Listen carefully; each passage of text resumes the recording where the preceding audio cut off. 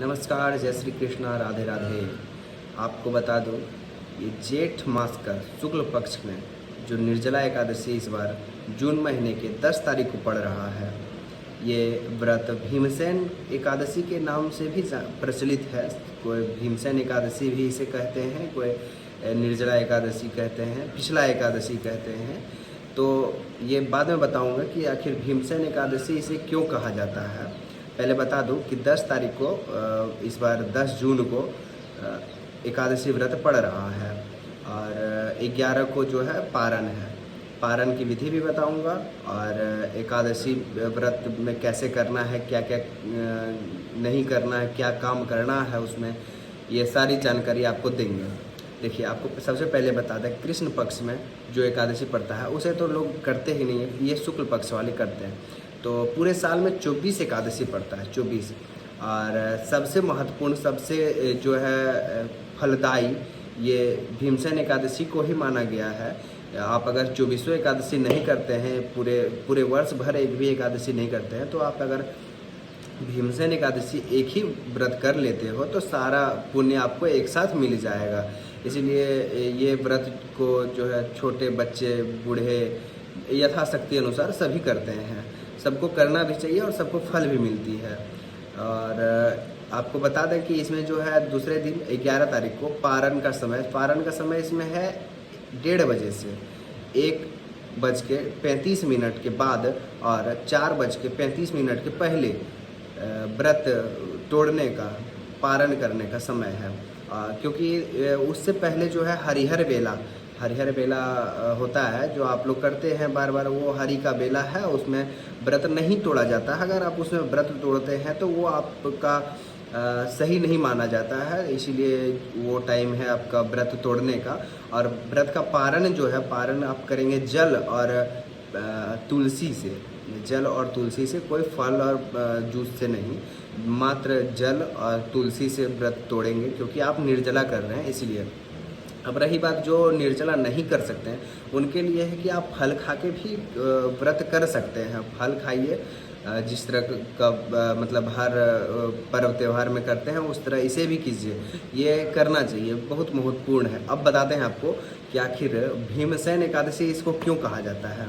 देखिए, भीम को तो आप लोग जानते ही हैं, वो पांचों पांडवों में सबसे हट्ठे कट्ठे दिखने वाले बलवान, खाते पीते पूरा यथाशक्ति एकदम।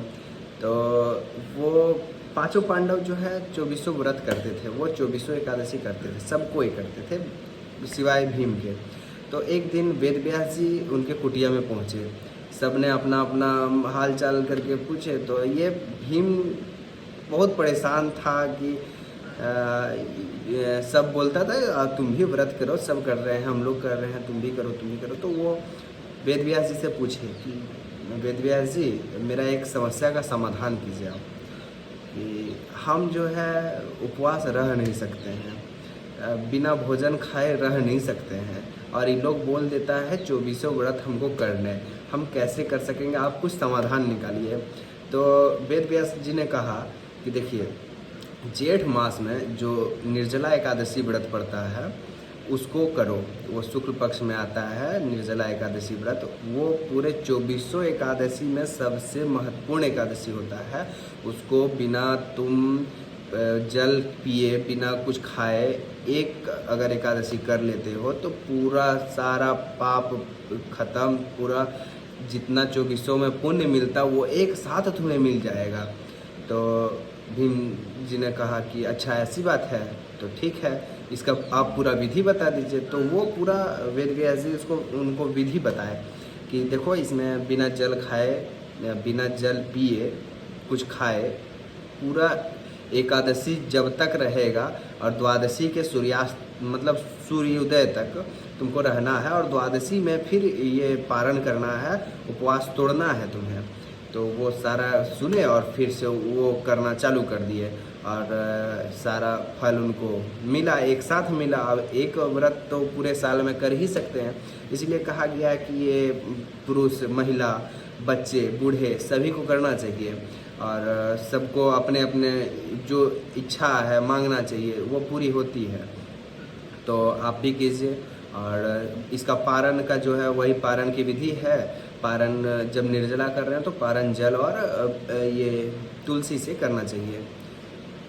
ठीक है, और आगे की जानकारी हम फिर से अगला वीडियो आप लोग के लिए बनाएंगे कि उसमें और क्या करना चाहिए क्या नहीं करना चाहिए। हाँ, एक बात और बता दें आपको कि अगर आप कोई दवाई लेते हैं जिससे मतलब कोई बीमारी से ग्रसित हैं और दवाई लेते हैं और फिर भी आप कर रहे हैं, तो आप दवाई खा सकते हैं, उसमें औषधि का कोई मना ही नहीं है। आप औषधि ले सकते हैं। वो औषधि बिना पानी के तो ले ही नहीं सकते हैं, तो उसके साथ जो पानी लीजिएगा वो आप क्षमा है, वो क्षमा योग्य है, आप ले सकते हैं, उससे औषधि ले सकते हैं।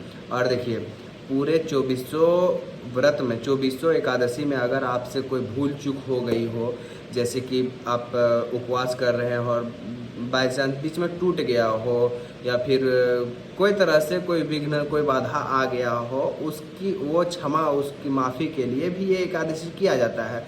इसमें ये कर लेने से आपको पुराना जितना भी पाप है वो सब धुल जाता है। और जो भी मतलब भूल चूक हो गई हो, गलती हो गई हो एकादशी व्रत करते वक्त, वो भी आपको माफ़ी इसमें मिलेगा। इसलिए ये व्रत करना चाहिए। 10 तारीख जून महीने के 10 तारीख को ये व्रत पड़ रहा है और 11 को पारण करके समाप्ति है। धन्यवाद। और फिर आगे वीडियो में आपको और भी जानकारी देते हैं इसी विषय पर। धन्यवाद।